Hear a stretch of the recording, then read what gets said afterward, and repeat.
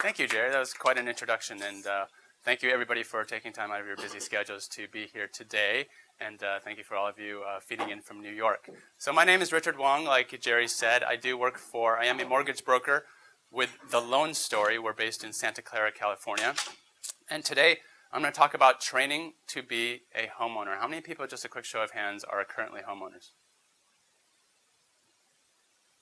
And how many of you remaining want to be homeowners? Come on. Okay, good. So as Jerry mentioned, I am a triathlete, so I kind of made this analogy. Training to be a homeowner, it's not a simple transaction, okay? Buying a house is going to be probably the biggest purchase of your life, and it should warrant the attention that it deserves. You should make it the centerpiece of your entire wealth portfolio.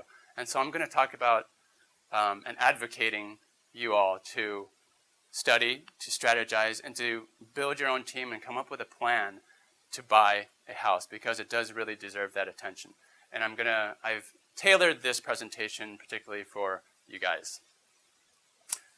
So, you want to be a homeowner. This picture here has no home in it, and trust me, it has no home in it. Okay. So this is just kind of a representation of how I felt when I first bought my home.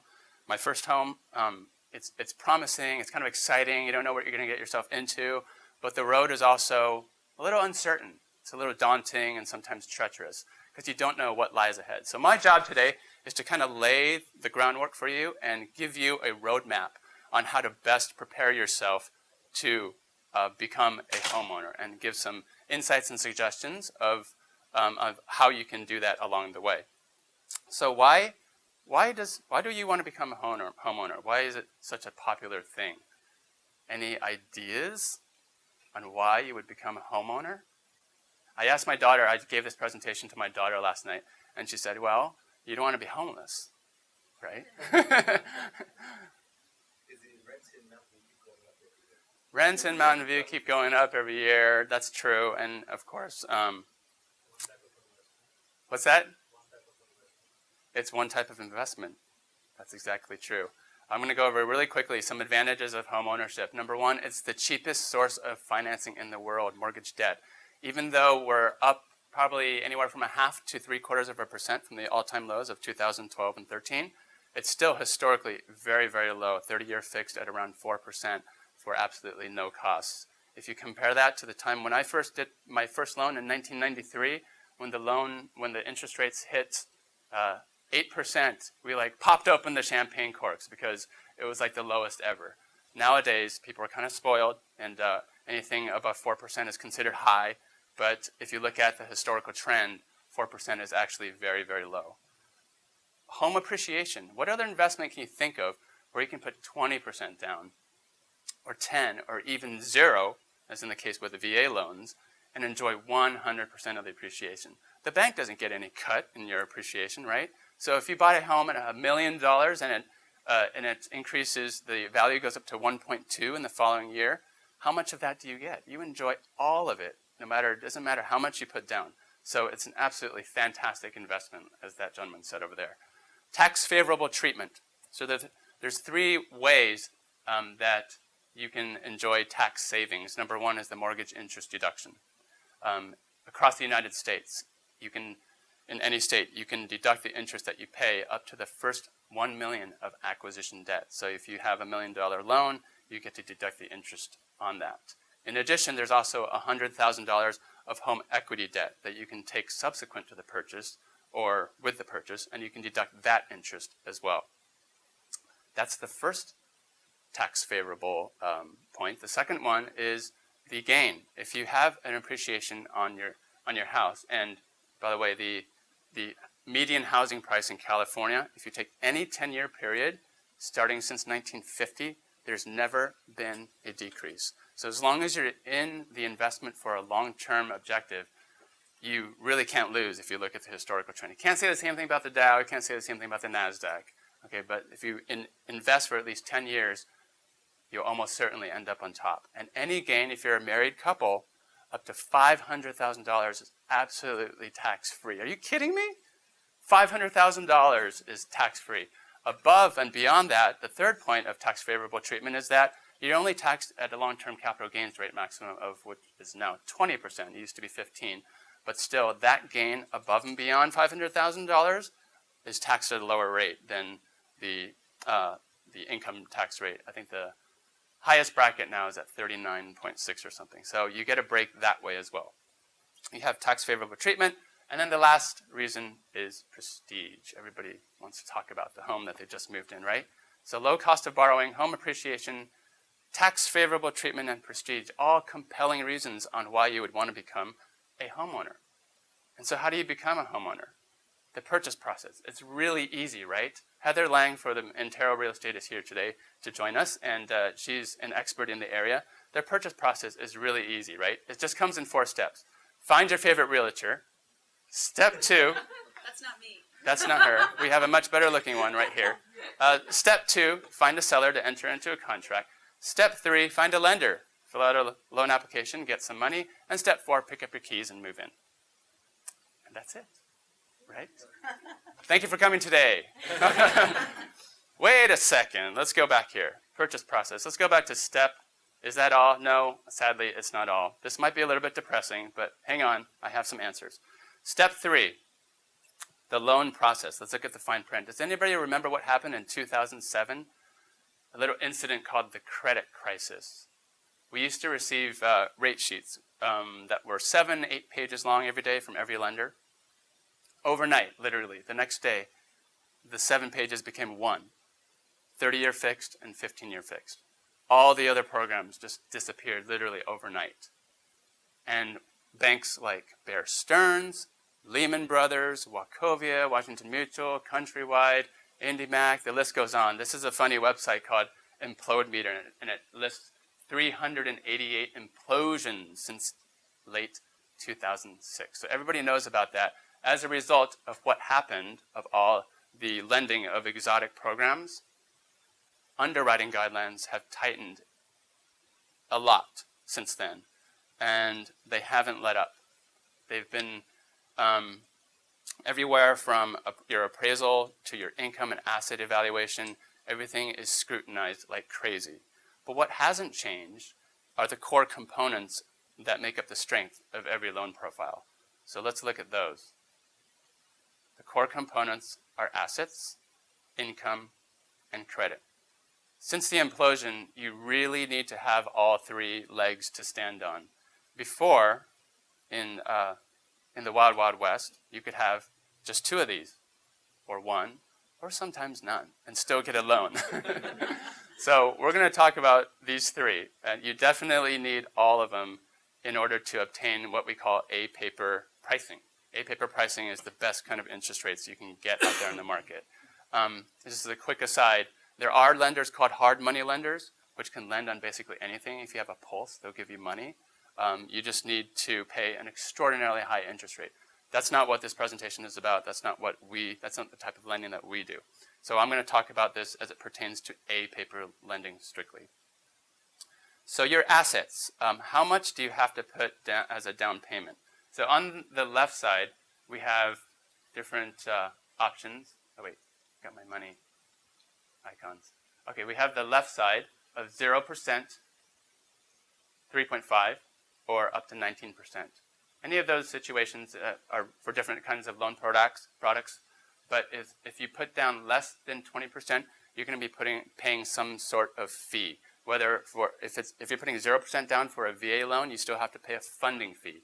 If you put down 3.5% for an FHA loan, you still have to pay a mortgage insurance premium up front.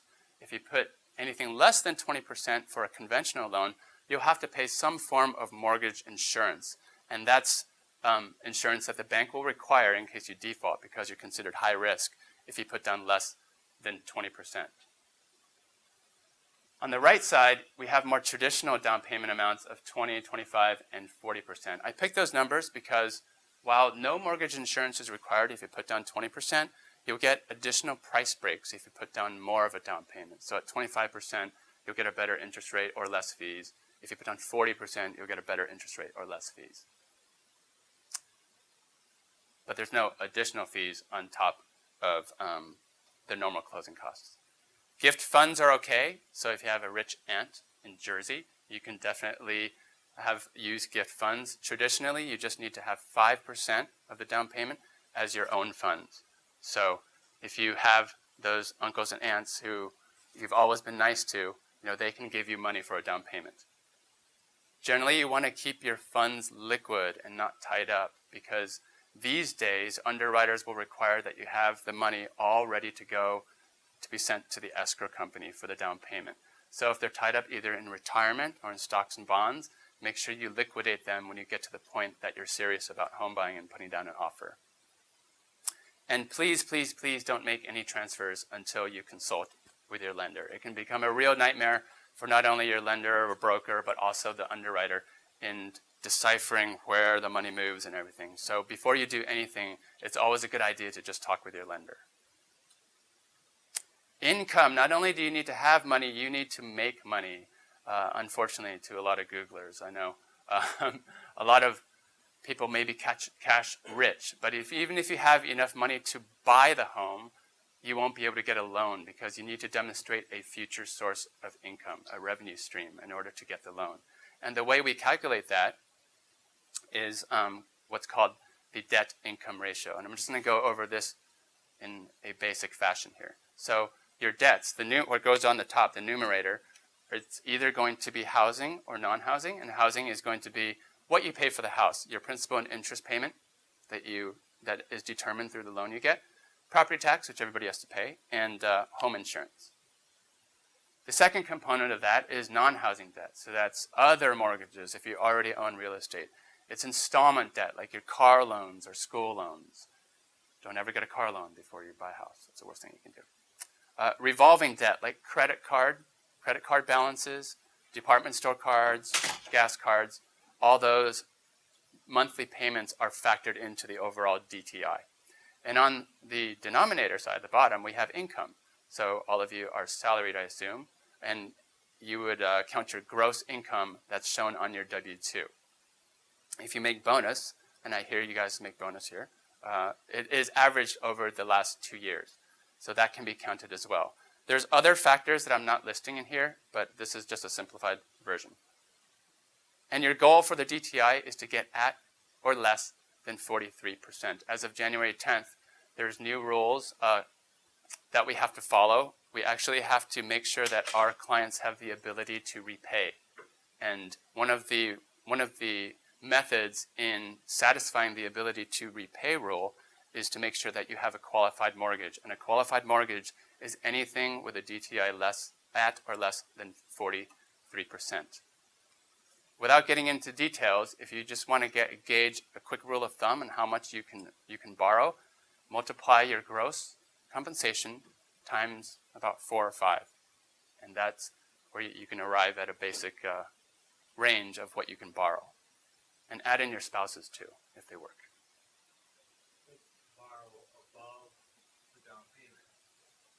Yes.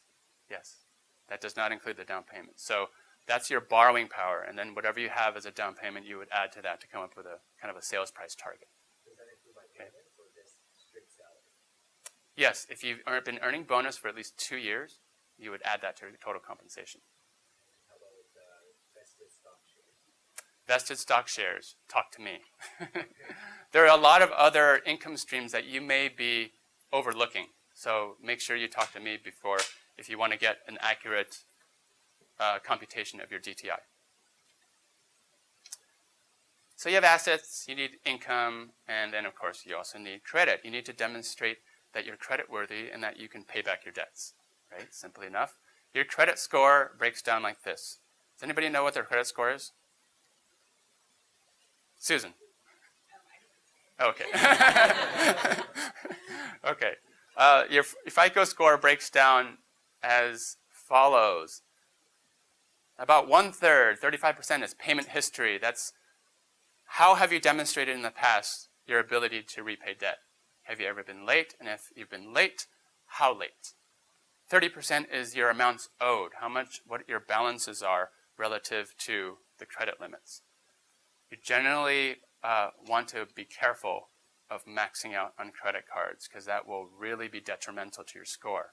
15% is your length of credit history. If you're new to the country or if you just started applying for credit cards, you will need to establish a payment history over a certain amount of time, usually at least 12 to 24 months. We do have lenders that can lend on less than 12 months, but the interest rate and the terms will be less favorable. And then types of credit used is important too. If you just have a credit report full of credit cards, even though you've been making payments on time, and even if your balances are low or at zero, it's still not going to score as high as a credit profile that has revolving accounts, installment like a car loan, and of course mortgages. Mortgages that have excellent payment histories will do wonders for your credit score.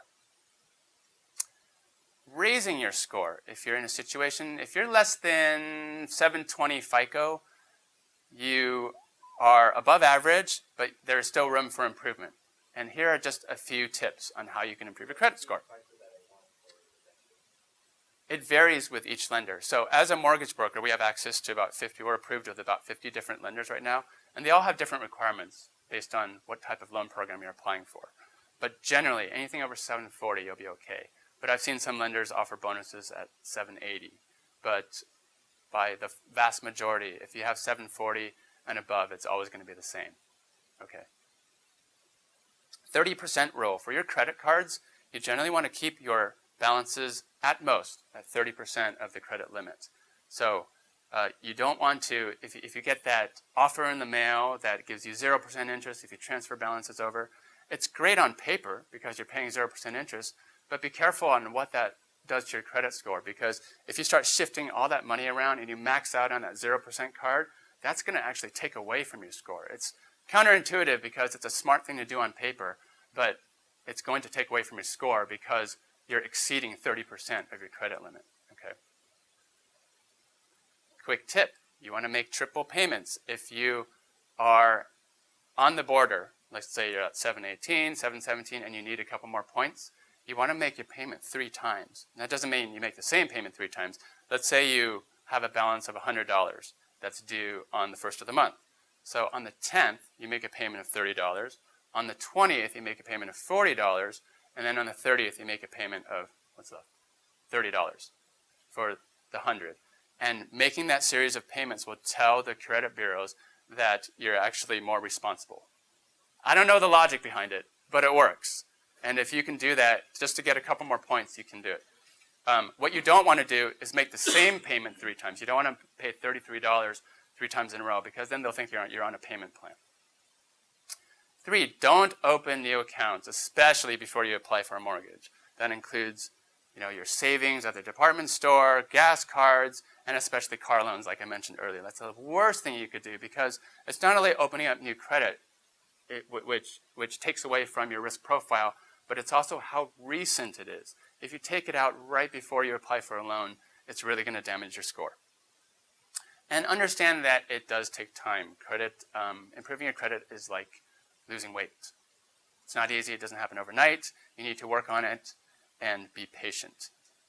If you haven't yet, you can always draw your credit report for free at annualcreditreport.com. They will give you your trade lines for free. You have to pay a small fee to get your actual scores, but if you ever wanted your lender or me to look at it, just your trade lines, we'd be happy to. And that leads me to talk about inquiries. So if you apply for a loan, either with the department store or with a credit card, they will pull your credit report and trigger an inquiry. And enough inquiries over time will take away from your FICO score. When you pull your own score, it does not count as an inquiry. So you can pull your own score as many times as you want and at a website like this, and it won't have any effect at all on your score. In fact, a lot of people monitor their score, which I recommend over time, just so you could continually see its growth. Assets, income, and credit. So those are the core components in step 3, which is the loan process. So is that it? Just get all your core components in order, and then you can go out and buy a house, right? Well, not around here, and probably not in New York either. Here's the challenge. We have housing data here, and I'm sorry if this is depressing, but prices continue to rise as sales are low. Look at that. Pending sales or closed sales. Any way you look at it, we are at an inventory level that's at about a 10-year low. I think it's come up since January, but it's still very, very low. There's not much out there. So Santa Clara County, the median home price, according to Zillow, is at $754,000, and that is a 14% year-to-year change. That means every month the values are going up by about $7,700 every single month. In New York, it's not much different. 9.3% one-year change year-to-year. Housing inventory in the Mid-Peninsula. If you look at Mountain View, there were 11 homes at the end of November. And in December, it did not get much better. It went down to 4, with a median sales price of 1.47. How do you compete? I've heard multiple offers of what? 70? 70 offers on a home? Yuck. 3 housing projections for 2014.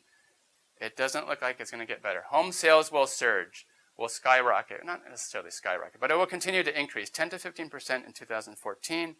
Supply will struggle to keep up with demand. That's nothing new. Interest rates will increase significantly. I'm not sure about that, but I do believe that rates will be closer to 6 than 5. Maybe not, maybe 5. Okay, so it's all kind of bleak, right? Maybe not. Kind of feel like that guy right now? Okay, so my job is to give you that roadmap today on what you can do to maximize your chances to get into the house of your dreams. And it's pretty simple. Number 1, get your core components in order. Assets, income, credit. If you feel that you have a weak spot in any of those areas, that's what you want to take care of first. If your credit isn't up to par, draw your own credit report and start working on it. If you don't have enough assets, start saving. If you don't have enough income, marry somebody, and then you can double your income. And so, I'm kidding. We do have programs where we can have co-signers apply at the same time through Freddie Mac's product. And so there are creative ways to increase your income quickly. Now here's a very important tip. Consider a TBD approval. So there are different levels of review of your loan application prior to going out and house hunting.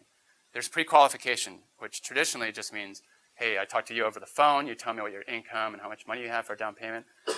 I punch some numbers on a calculator, and this is what you can afford. You're pre-qualified for.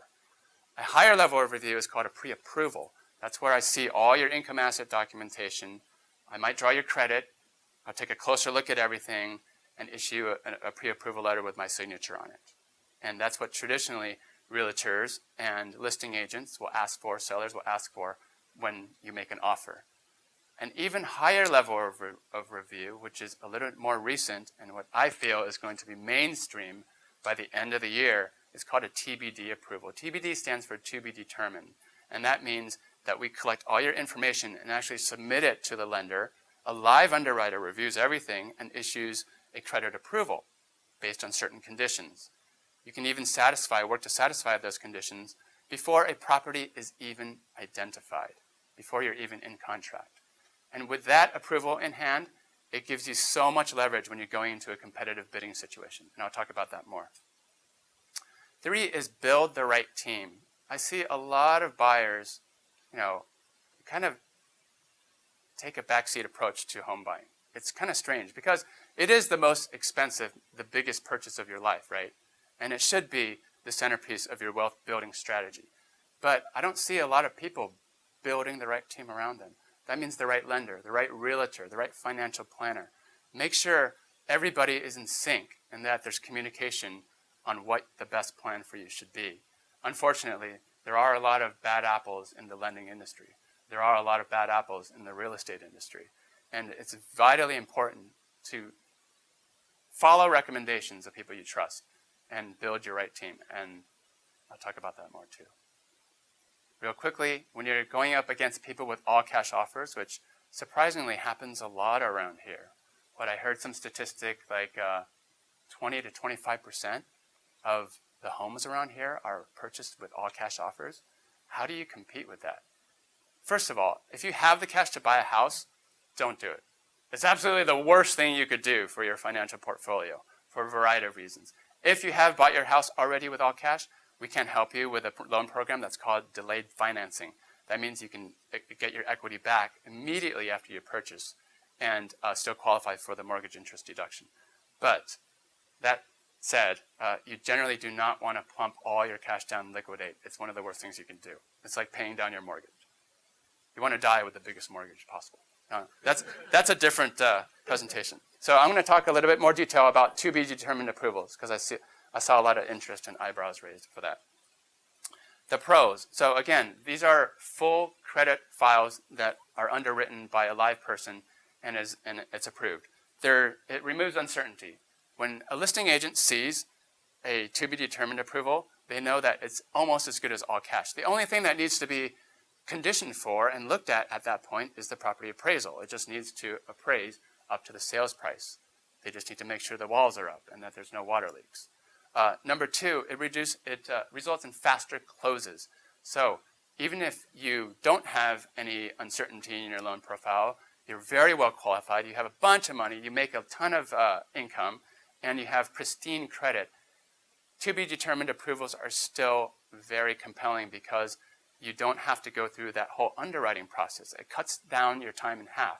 And so if the seller is a motivated seller and needs you to close in 2 weeks, 14 days, 10 days, we can do it. Because with this TBD approval in hand, there's very, very little steps to go from that point on. You just need to do the appraisal, which we can do in 3 days, and then close escrow in as early as 10 days. The cons, which are a little bit minor. Number one, a credit inquiry is triggered. So I would only recommend a TBD approval if you are serious about buying a home and if you're ready.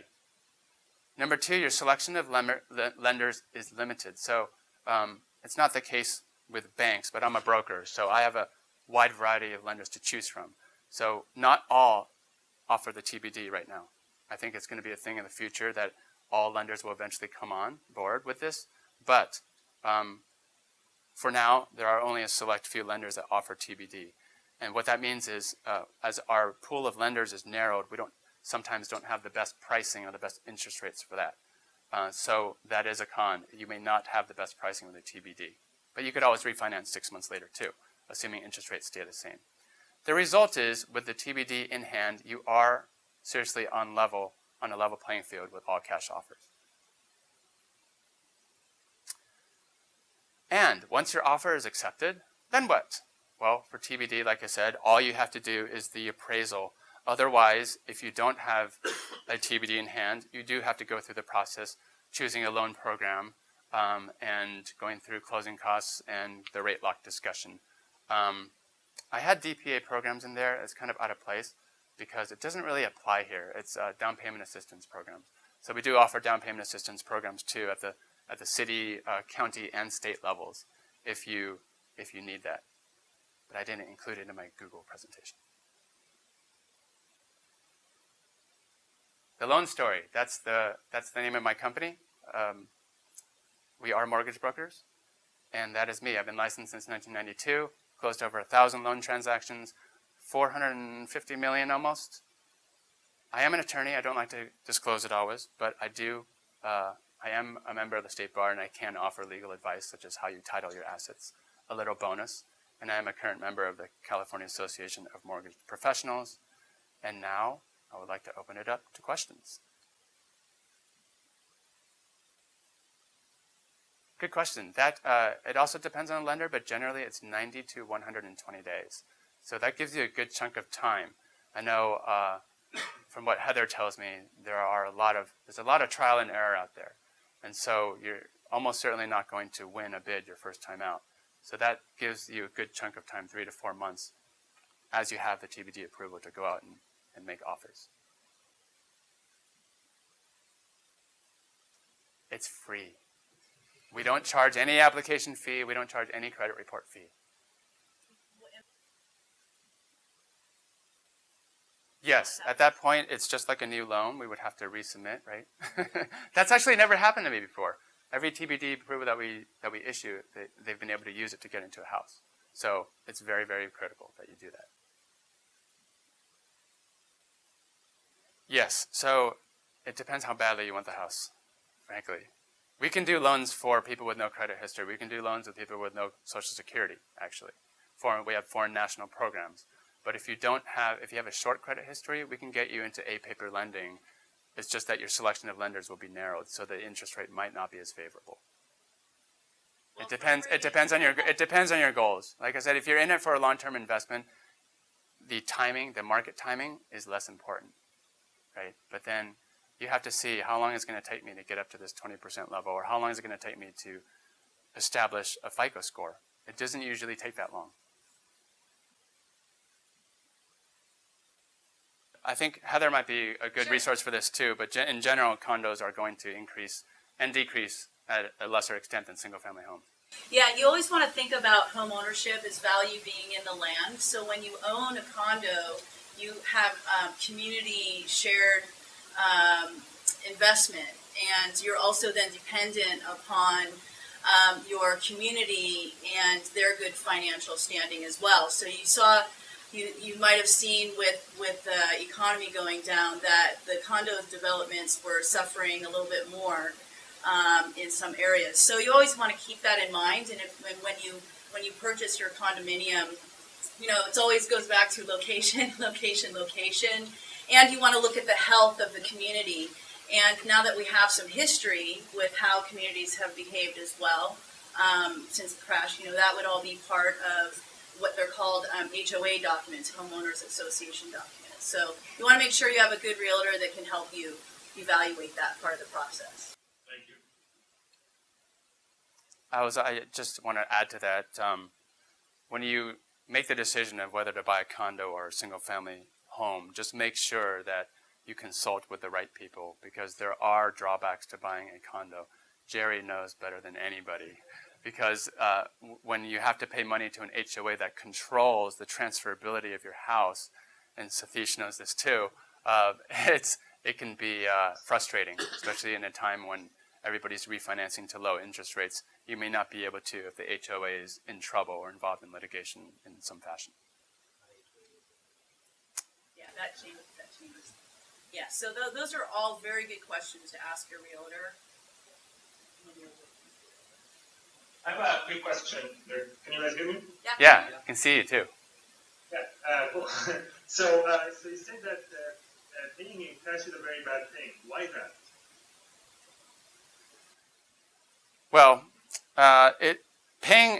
making an all-cash offer to me is just an extreme state of paying down your mortgage. And I mentioned that you want to die with the biggest mortgage ever. And the reason I say that is, mortgage debt is the cheapest source of financing in the world. You want to maximize it. It should be considered good debt, because if you have a choice, if you have money to put down into your house or into another investment vehicle, you should always choose the other one, because your rate of return almost anywhere else, especially over a long-term period, is going to beat the after-tax effect of paying down your mortgage.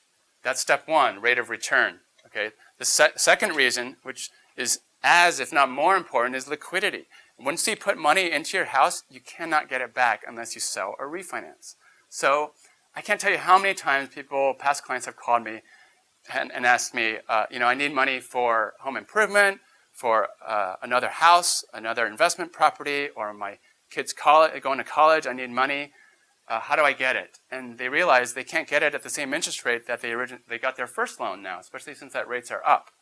And that it's difficult. They have to avail themselves to the market at that time, which is risky.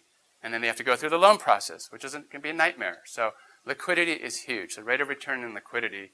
I follow a gentleman by the name of Rick Edelman. He's a financial guru, and he wrote this book called Truth About Money. And it talks all about how we're in the frame set, or in the mindset always, of paying down your mortgage, because that's what our parents did, and that's what prior generations did. But if you look at it on paper, it is a no-brainer. If you put your money elsewhere, you will make that loan amount quicker than if you pay down your mortgage over time. Does that answer your question? Paying up to 40% of down payment, but not more? I would never put more than 40%. There's absolutely no reason to. In fact, the lower loan amount you have, the higher interest rate you're going to get, with all things being equal. Yes. So Let me expand. So there are 3 different loan amount levels. You have your traditional conforming, which is 0 to 417,000 in the Bay Area counties. And then there's a middle tier from 417,001 to 625,500. That's called a high balance conforming in the Bay Area counties, and that's a different pricing structure. And then beyond 625,500 are your traditional jumbo loans. In any of those tiers, the more that you borrow, the better the interest rate until you exceed the threshold into the next tier. Yeah, but then, right. But they make more interest on higher balances. Okay. Any questions from New York? I know there were a lot of people joining from New York. Anyone else on the individual hangout? USB? I have one question. Can you calculate equal to DTI? Yes. It's your debts and your income. Now, if you ever ask, are you saving for retirement? Yes. Well, that would be an asset issue. So we would look at both income and assets and credit. If I'm saving for retirement, how does that influence the DTI value? It does not at all. So your income is going to be how much how much you can establish as an income stream based off of your tax returns. So whether you're Would my income be my gross income minus what I save for retirement? In other No. words, how do you? Oh, you're talking about 401k? Of course, yes. Yes. Sorry. So Yeah. So you'd have to subtract off my savings for retirement from my total income. no, we take gross. So let's say your gross is $100,000 a year. Yeah. You have a 401k plan that your employer matches, and you take a chunk of that to the 401k. We add that back for DTI purposes. And the same thing that's why we take the gross amount. So before you pay yourself in your 401k, before you pay for taxes, we count all that into DTI. Yeah, but wouldn't that cause me to overextend myself? That's a different issue. That's why we're now tasked since January of 2014 to make sure that you do have the ability to repay. The 43% used to be 28% 20 years ago. It went up to 50, 55, sometimes 60%. But that 43 doesn't include my retirement savings. It does. It does. Yes. They'll look at that as savings power, that if you have to draw on that, you have the ability to do so. So they count it. Yeah. So under the assets heading that I talked about as one of the core components, you need to have money for a down payment to put in your house, but lenders will also require that you have reserves, whether they're liquid or illiquid in your retirement form. You're saying that you would look at my retirement savings in order to determine whether I can buy a house? It can be looked at as a component of your reserves. And remember too that it's often that borrowers can borrow more than what they're comfortable with. So that's why it's also really important to get your consultation up front, so you can evaluate what your purchase power is, but that may not be So where if your I were to comfort have a level is. consultation with you, would you ask me how much I'm saving for retirement? Of course. I wouldn't. No, but your financial planner should. Your financial And your financial planner should should. be in communication with your broker and with your realtor. But not my broker. My mortgage broker, would he ask me? I would. Yeah. Okay. Absolutely. And a good realtor should always, in connection with your mortgage planner, make sure that you're only shopping at your comfort level and that you have an idea of what those payments are before you go out shopping, and certainly So before those you're writing payments off. are based on the money before my retirement savings or after? After. Okay. So you're talking about cash flow. So that's Yes. going to be a different issue than Yeah. qualifying for a loan. So, and that's why when you're picking your team, you want to make sure your team communicates well, so that have people looking at all sides and are representing your best interest. I not only want to make sure you get qualify for a loan, I want to make sure you're able to sleep at night too. So we do go over that discussion. In the over 1,000 loans that I've done, I don't have a single default. I've never done any subprime. I've never done any of the exotic loan programs. And one of the reasons is because, I want to make sure my borrowers really can pay back the loan. And I always want to make sure in helping my clients get into homes in a competitive situation that you're not making that decision in the 24th hour when you get that counter. You want to feel really comfortable where your walkaway is long before you start making offers and start feeling the pressure of the competition.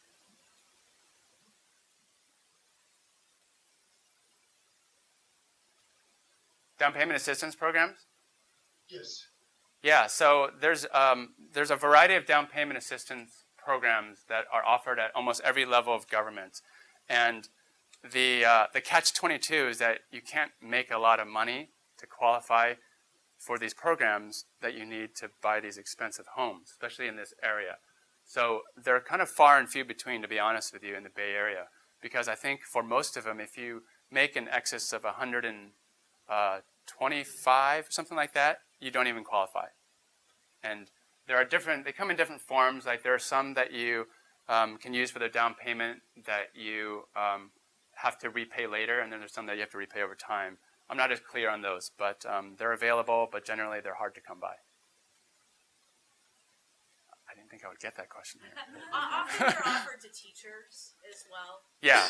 FHA offers a lot of good neighbor loans as well. So for teachers, firefighters, policemen, they're very popular with those. And then, of course, you have your VA loans for veterans too. And I will tell you again, depending on the area and the competition, that you may be eligible for those programs, but sellers may not be interested in. That's the other issue. If a seller looks at an offer that has a down payment assistance program attached to it, is that how much leverage is that going to be? Sometimes they take a little longer to close, so it just reduces your ability to compete. Borrow from your aunt. That's a better strategy. Do you recommend borrowing from the 401k? Because we're going to go away for It depends on the terms. It's possible, but it depends on the terms of the program. Not really. Because that kind of defeats the whole purpose of the 401k. Financial advisor. Yeah. That's a great financial advisor. But we see it from time to time. Sometimes it's temporary too, if it helps get the job done. Right. But really, you want to assess the program. Right. Okay. Good questions. Again, testimonials out there, movie tickets, please. And our cards are out there. And I just attended the first time homebuyer presentation by Richard Wong. And one thing that I thought was really useful was when he talked about the DTI, the debt to income ratio, and about things you can do to improve your credit score. And I think those things are useful for preparing to buy your home. Richard has been our loan broker for about 5 years. He's helped us with 2 refis and helped us get a new home loan. Richard is very knowledgeable, and his knowledge made the whole process very simple and streamlined. His relationships with the banks and the lenders were invaluable and helped us close on time each time. That's it. I'm actually a neighbor of Richard Wong. We've been his client for the last several years now. He's helped us refinance our loan, to get us into a really good rate. The mortgage that we have right now, we're really happy with because it fits our needs. And this was something that Richard really helped us with because he understood what our needs were as a client and helped us, steer us into the right product to fit our need. Rick is a true professional in the industry. I've known him for many years now, and he has a very extensive client base, and his clients really, show that they appreciate him by giving him referrals. And so I know he has a large client base with very happy customers, and we're one of them. Hi, my name is Sarah Nguyen, and I just attended the first time home buyer presentation by Richard Wong. One thing I learned about was the TBD approval versus a pre-approval, which hopefully lets you compete better with all cash offers.